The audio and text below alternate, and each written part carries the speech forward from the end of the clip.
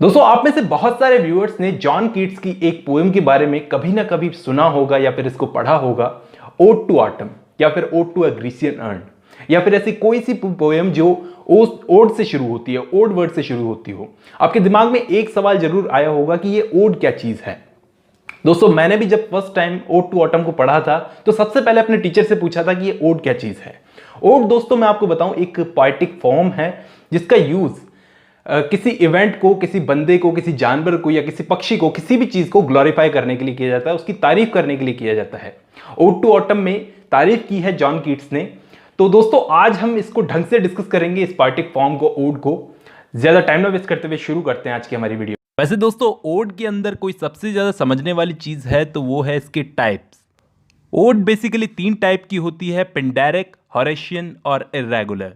इन तीनों के बारे में मैं आपको बताऊंगा। वीडियो को शुरू से शुरू करते हैं, यानी कि ओड के ओरिजिन से। तो ये ओड जो वर्ड आया है, ये आया है ग्रीक लैंग्वेज से, जिसका मतलब होता है सॉन्ग। एक ऐसा सॉन्ग जिसे ग्रुप में गाया जाता है और डांस भी किया जाता है साथ ही साथ, इसको गाए जाने के साथ साथ। तो ओड आज एक फॉर्म ऑफ पोएट्री है, लेकिन इसका जन्म हुआ था ग्रीक लैंग्वेज से। आज ये एक ऐसी पोएम मानी जाती है जो किसी इंसान, जगह, कोई चीज़ या आइडिया को ग्लोरीफाई करने के लिए या फिर कह लो उसकी तारीफ करने के लिए लिखी जाती है। बेसिकली मैंने आपको बताया कि इसके 3 टाइप्स होते हैं। पहला पेंडेरिक, दूसरा होरेशियन और तीसरा इर्रेगुलर। सबसे पुराना टाइप है पेंडेरिक टाइप। ये नाम पेंडेरिक एक एंशिएंट ग्रीक पोएट के नाम पर पड़ा है, और उस टाइम पर जो ओड्स को लिखा जाता था उसके अंदर म्यूजिक होता था, डांस होता था, और किसी की विक्ट्री को सेलिब्रेट करने के लिए वो पोएम्स लिखी जाती थी। अब मैं आपको बताऊं दोस्तों कि पेंडेरिक ओड्स का स्ट्रक्चर कैसा होता है। इसके अंदर 3 स्टैंजा होते हैं, जिनका नाम होता है स्ट्रोफी, एंटी स्ट्रोफी और एपॉड। ट्रू वाला स्टैंजा होता है स्ट्रोफी, फिर उसके बाद मिडल वाला एंटी स्ट्रोफी, उसके बाद एपॉड। जॉन कीट्स की पोएम ओड टू ऑटम इस टाइप के स्ट्रक्चर का एक अच्छा खासा एग्जाम्पल है। दोस्तों, मैं आपको बता दूं कि इंग्लिश ओड्स का अधिकतर पैटर्न इसी पेंडेरिक ओड को फॉलो करके लिखा जाता है। जैसे थॉमस ग्रे की एक ओड है द प्रोग्रेस ऑफ पॉइजी, ये भी पेंडेरिक ओड का एक अच्छा खासा एग्जाम्पल है। या फिर विलियम वर्ड्सवर्थ की ode intimation of immortality from reflection of early childhood, ये जो ओड है विलियम वर्ड्सवर्थ की, ये भी पेंडेरिक ट्रेडिशन में लिखी गई है। ध्यान देना, इसको इर्रेगुलर पेंडेरिक ट्रेडिशन में लिखा गया है। दूसरा टाइप होता है दोस्तों होरेशियन ओड। ये नाम पड़ा है लैटिन पोएट होरेस के नाम पर।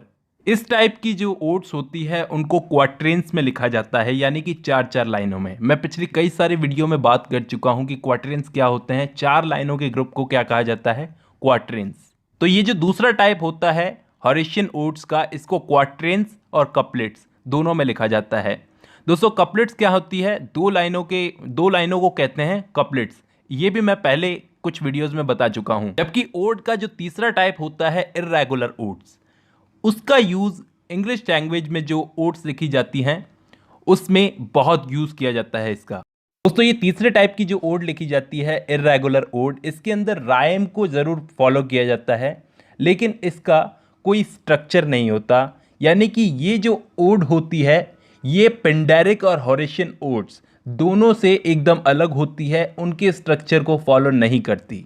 वर्ड्सवर्थ और कीट्स दोनों ने इस टाइप की ओड्स लिखी हैं, लेकिन पीबी शैले की जो ओड है ode to the west wind, वो इर्रेगुलर ओड का एक अच्छा एग्जाम्पल हो सकती है। इर्रेगुलर ओड के अंदर कोई भी फिक्स लाइन नहीं होती, किसी में 3 होती है, किसी में 4 होती है, किसी में 5 होती है। तो कोई भी फिक्स लाइन को फॉलो नहीं किया जाता। कि होरेशियन ओड्स के अंदर फिक्स लाइनें होती थी।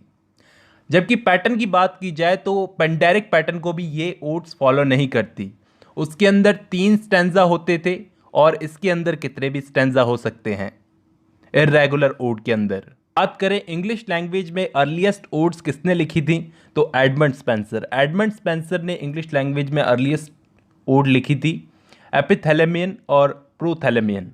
फिर 17th सेंचुरी में जाकर अब्राहम काउली ने इंग्लिश लैंग्वेज में मोस्ट इंपॉर्टेंट ओड्स को लिखा। इन्होंने पेंडेरिक स्टाइल को इर्रेगुलर वे में फॉलो किया था।